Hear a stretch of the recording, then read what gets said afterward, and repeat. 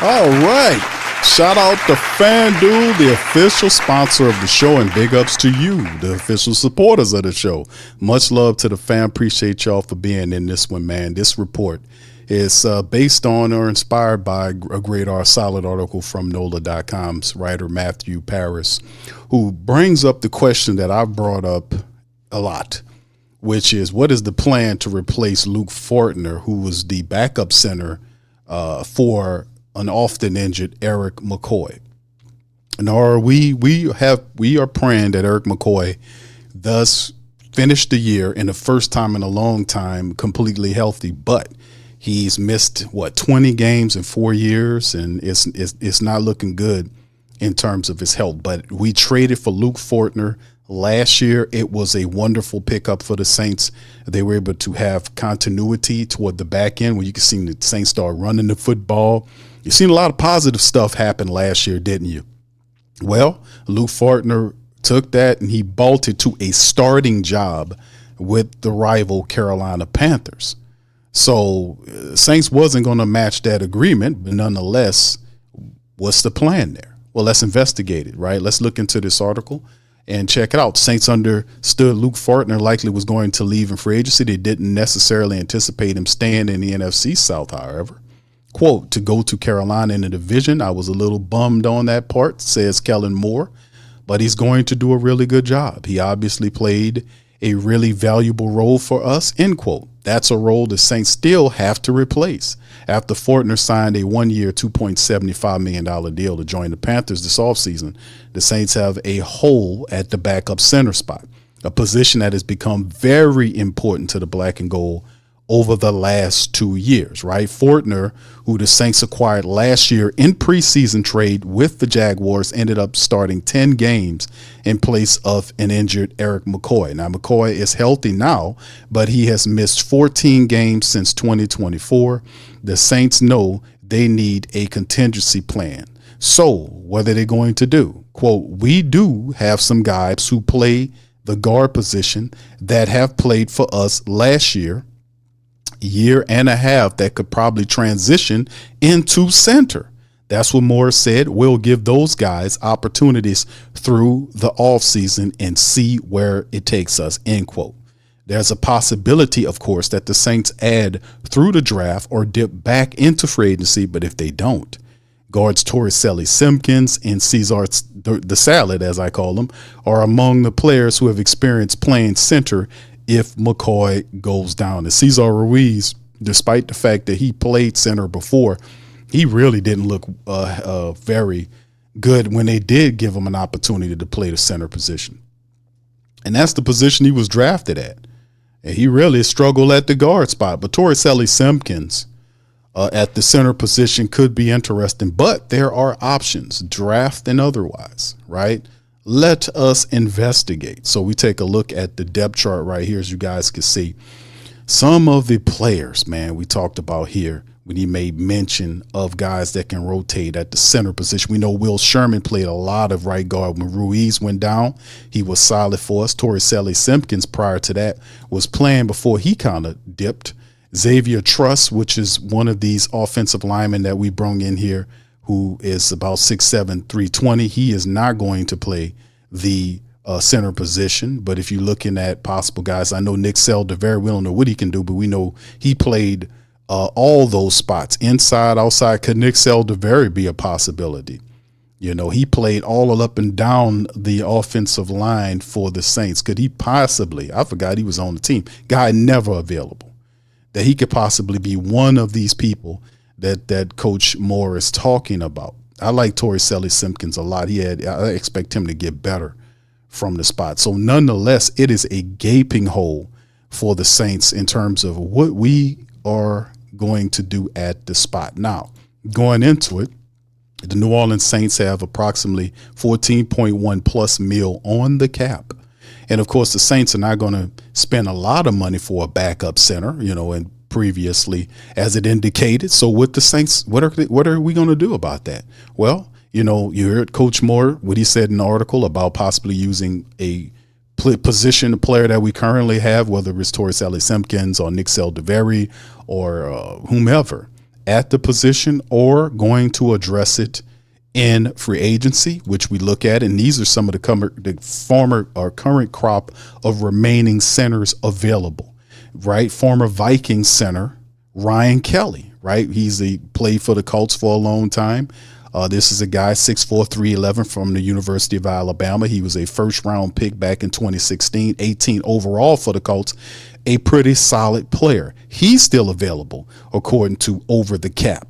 But the reality is, last year, you can see his average, his salary is there. His APY was 7.8 during his 9 years with the Colts.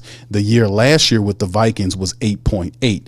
There is no way the Saints are going to spend that kind of money on Ryan Kelly unless he significantly drops his number. But Ryan Kelly's a solid center. He would do a really good job as a backup center. What about former LSU center Ethan Posick, who's a big guy, 6'6", 310, another one of these guys that played all around, up and down the line. He comes out of LSU back in 2017 in the second round, 5th overall for the Seahawks, right?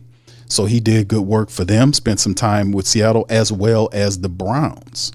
So what would he want or command right here to come and play for the team? In 25, he played in 13 games, had 76.2% of his snaps and only 2% on special teams, so he had some play there.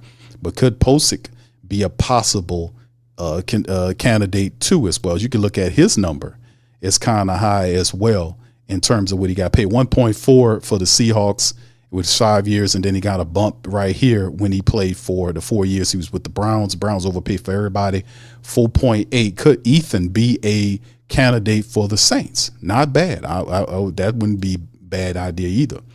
How about this guy, Liam Eichenberg, who's a 6'6", 302-pound Notre Dame center. He's a former second-round guy back in 2021 by the Dolphins. Spent his career there. You see him with the Dolphins as he hits it. You can see his API at 2.3, and that's 5 years of summation with them as well. These are some of the guys that still remaining as potential draft or players that you could bring in to take a look-see.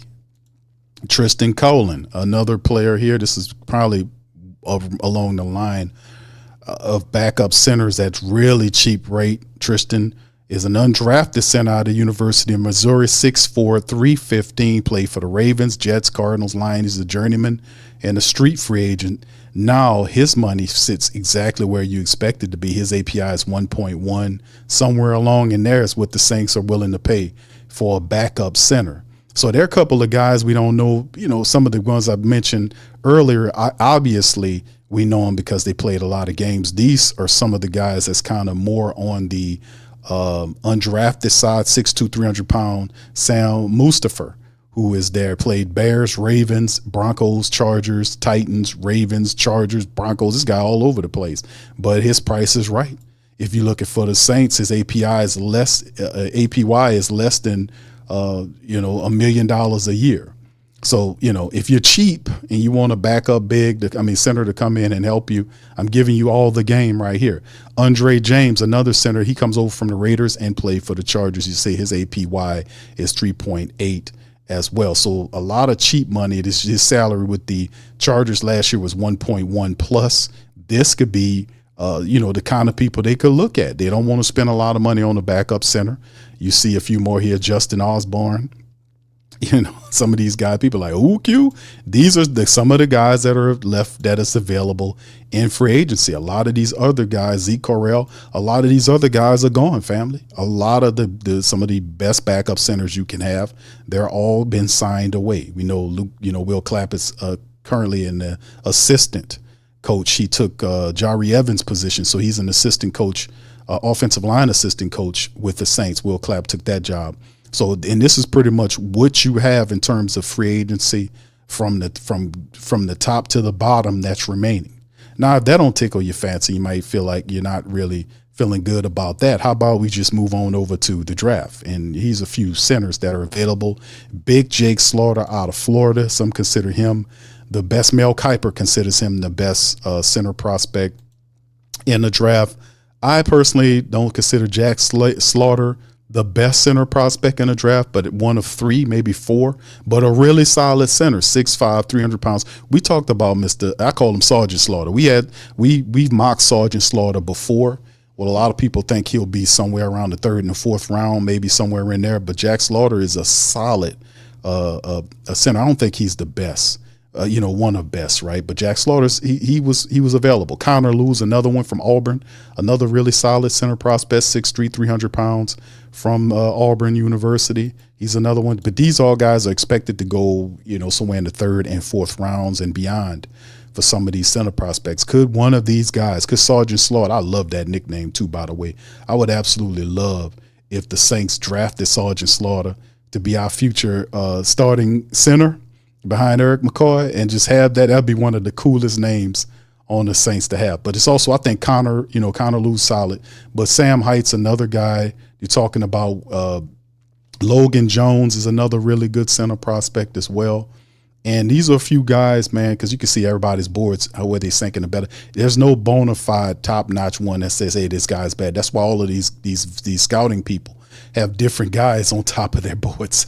Logan Jones is good, though, to be honest. Connor Lew is good as well. But like I said, Jake Slaughter, to me, is solid. I don't think he's the best center in the draft, but he's among like three of those top guys, right? I like Sam Hite from Kansas State. This is another really solid center prospect, 6'4", 300 pounds. Senior got a mean streak, moves his feet pretty well. So, it's a couple of guys that's available that you can reach to in the center, for a center in the draft. So if that's the case, man, listen, Saints got work to do replacing that old, that backup center. And that is an important role. Like I said, man, I absolutely love Erik McCoy, but man, listen, truth is truth. And my goodness, Erik McCoy spent a lot of time hurt, man, a lot of time. And it's too much. He's missed so many games. It's difficult, having Erik McCoy, him not being available. And even when Erik McCoy was available in some of these games, he still didn't look like himself. I don't think he was 100% healthy. And I don't think he's been 100% healthy in a while, man, because when he's 100% healthy, you see him come in and just dominate games. We haven't seen him getting pushed back and getting pushed on the ground.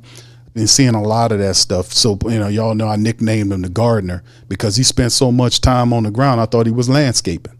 So, I mean, yeah, I just think he hasn't been healthy as of, going into and through the last couple of years or so, but the last 4 years, he's missed well over 20 games. So, I mean, that can't happen if you're looking to build continuity, especially on the offensive line. Erik McCoy is very intelligent, but whoever you have to play at that center position has to have a camaraderie with our quarterback. And I think what really helped, and it's a shame we couldn't, Luke Fortner leaving, is the fact that Luke Fortner was the scout team center and Tyler Shuck was the scout team quarterback. And they had no problems with the snap situation. They knew each other because of the unique situation that when he came in, a lot of the players that were starters were hurt, and he had a lot of scout team guys that he was familiar with that was there on that offensive line. So it was just a really, really interesting thing that occurred there. But nonetheless, this is a very interesting conversation that we'll be looking out for. But what do you guys think about it? Is Torricelli Simpkins, Cesar Ruiz, or even Nick Saldiveri, are these guys potential centers in your mind? How about some of the guys I introduced to you via the free agency wire? How about the draft? What do you guys think the Saints do here? Fill in the comments section and let me know. Also, shout out to FanDuel, the official sponsor of the show. FanDuel, get your prop bets in there. Big ups to the guys. Much love to our Patreon and YouTube membership family for your continued support as we continue to build this thing into the future strong.